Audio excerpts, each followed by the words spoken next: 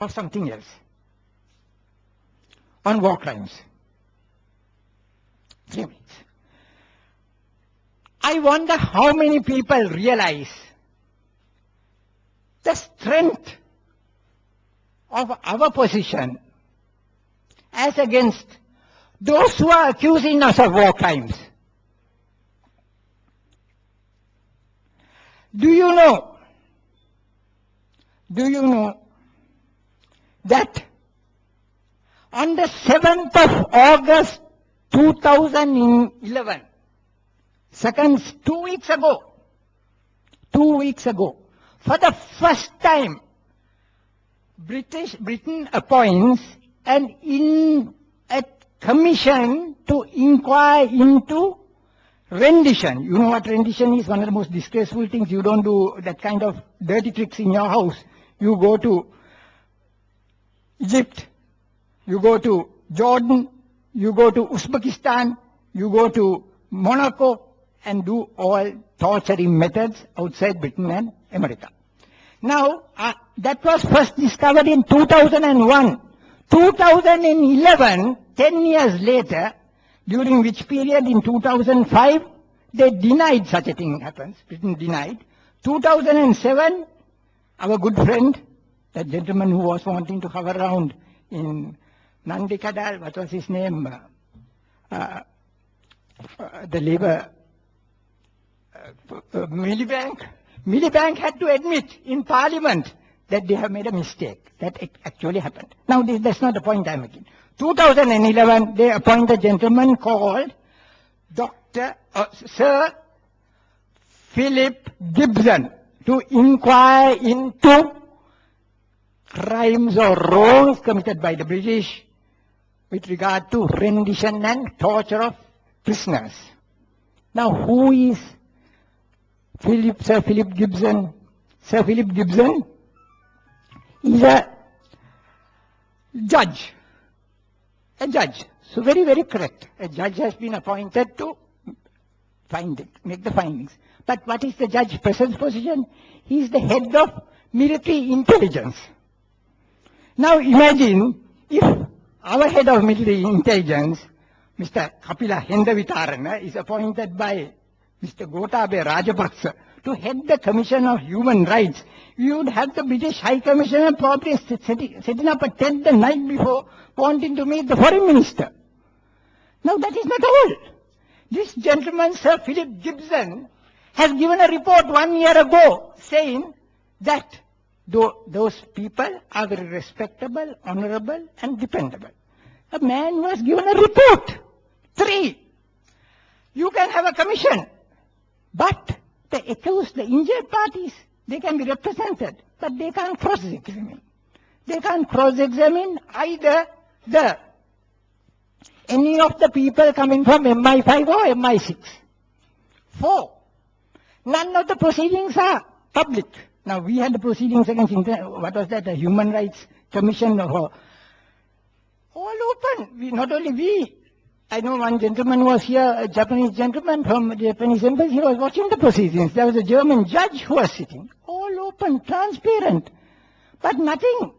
Nobody can see it. And if any item is to be published, then you must get the permission of the Cabinet Secretary. Imagine going to Mr. Lalit Viratunga wanting to put something in the papers about the commission. Now that is the kind of situation that is happening. But what do? We in Sri Lanka do nothing, don't talk about it. This is our weakness. Next instance, Obama. We talk of command responsibility. He is in a room in the White House watching live Bin Laden being taken from the room with his 2 little children and his wives, while in the custody of the US Navy SEALs, and while Obama and Hillary are watching from a basement in the White House, they are not watching that film called Desperate Housewives, they are watching this live, he's bumped off.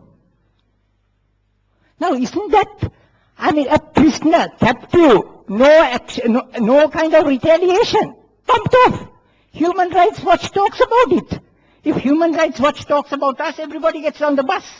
But here, the bus is going empty. Nobody talks about Obama. Third incident.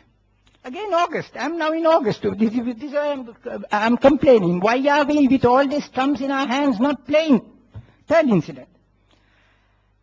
A report has been issued in the name of peace by the Northeastern Humanitarian Organization, setting out all the massacres,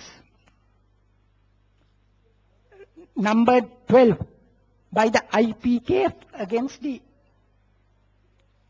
Indian Air Forces, by IPF against civilians. Now, all details, all schedules, everything. Why are they not asking for war crimes against India? Same war, same party, civilians, but nothing, nothing. Why? I mean, Jayalalitha has this report with her, but they don't ask the questions. Last incident. There was a gentleman called Darusman. You remember him? Right. Okay. Now, my friend Shavindra Fernando will know, he and I defended, he was also in the same case. Against, he was what was called an observer. Observer. He was here as what was called a special panel to watch the proceedings. He came for that with 12 others. And but Darusman never stepped into Sri Lanka. Though he was present, he was a member, he never came to Sri Lanka. He wrote a report before the commission could issue it, discrediting the Attorney General, discrediting our law enforcement officers, discrediting our ballistic specialists, discrediting our state agencies. A most damning report against a trial that was being held on human rights. Mind you, on the very topic he was made chairman by Ban Ki-moon. Now my question is this. When there is definite bias, a man who was held against Sri Lanka on the very same charges for which he is appointed to inquire, why did Ban Ki-moon, when he has the whole world to choose from, why did he choose this one man who has been so prejudiced, who has given a report? Any other country would have first said bias. He can't hear the case. I mean, can you imagine some person makes an accusation against you, he's made the judge. The rule is, thank you.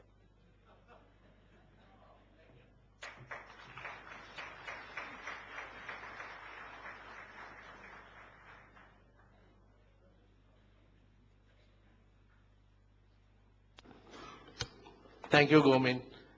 I want to